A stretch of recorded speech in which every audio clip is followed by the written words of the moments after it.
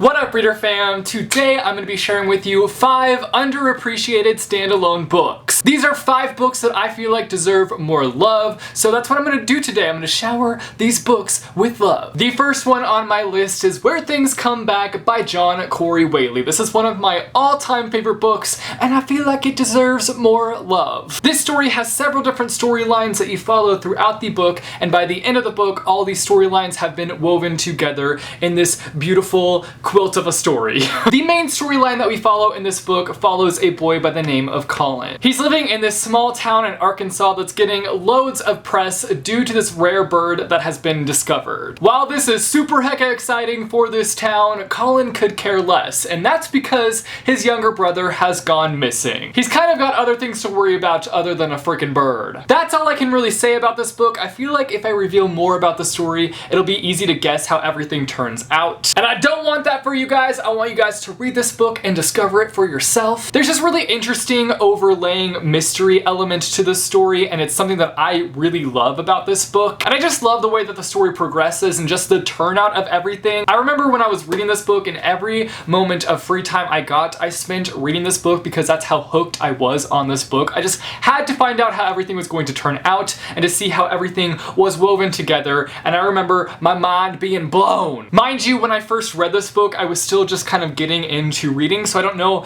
if I read it now for the first time that I would have that same experience, but I don't know, I still feel like I would really enjoy it if I were to read it now for the first time. But overall, love this book, highly recommend it. The next book on my list is A List of Cages by Robin Rowe. This is a book that completely caught me by surprise. I picked it up after being sent it by the publisher, and I honestly wasn't expecting to love it, but the second I started it, I knew it was going to be a favorite. And that it was. I now consider this to be one of my all-time favorite books. Which is a big thing to say. That's something that I don't say lightly, but I say it with confidence. I love this book. It's a favorite. This story is about a boy named Adam who is pretty much liked by everyone. He gets the opportunity to aid the school's psychologist, and one day he is asked to go and track down the student by the name of Julian. At first, Adam doesn't think anything about it. He goes and tries to find this boy, and when he does find this boy, he realizes that he kind of has this connection to the boy. When he finds this boy, he realizes that his family actually helped foster him when he was younger. So throughout this story, we follow these two boys who are reuniting and forming this unbreakable bond. Adam begins to realize that Julian is hiding some pretty big things from him, so he decides to investigate, and our story kind of takes off from there. And that's all I'm going to tell you about this book. Now, there are some triggers for this book, so I will leave those down below in the description. Go check those out before jumping into this book. This is just a really unbelievably moving story. While on the one hand, your heart is going to be completely broken over things that go down in this book,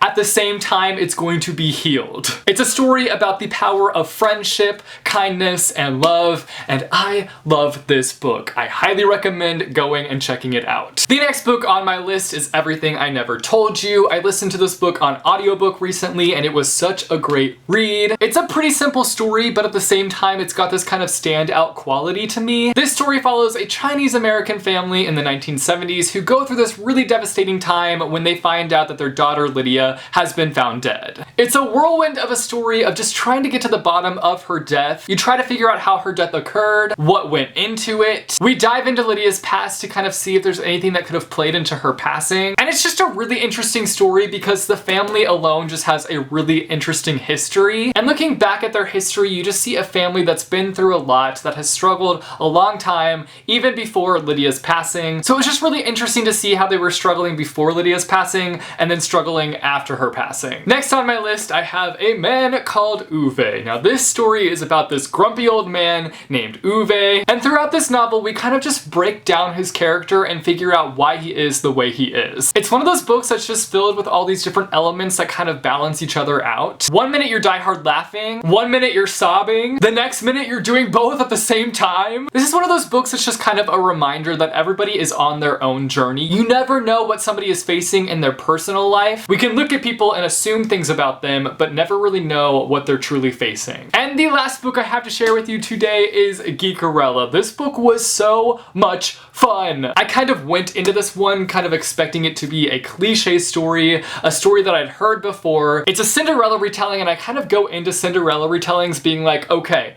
what new can you offer me? Because I've read your story time and time again. You gotta bring something fresh to the table. And the thing that this book brought to the table is fandom. So this story follows a girl named Elle who was raised on this sci-fi show called Starfield. A new movie adaptation is in the works for Starfield, and Elle is super unhappy with the things that she's been seeing from the film. So she starts up this blog where she shares her not so positive opinions about the movie. Then she somehow finds herself texting back and forth with the main actor of the film unknowingly. And that's all I'm gonna tell you about this story. This book was just so relatable in so many ways. If you find yourself involved in fan culture or involved in a fandom, then you will probably end up enjoying this book. It kind of felt like a love letter to fandom, and that's what stood out the most to me with this book. So those are just 5 standalone books that I feel like deserve more love, so this is me just gushing over them and hoping that some of you guys will pick them up and read them because you totally should. I am a lover of standalone books, so if you guys have any standalone book recommendations, hit me up down below in the comments with your recs. I want to hear from you guys. If you like this video, be sure to give it a big thumbs up. I post videos frequently on this channel, so if you want to be notified as to when I post new videos, be sure and go and hit subscribe or go and click the little bell icon and you'll be notified as to when I post new videos.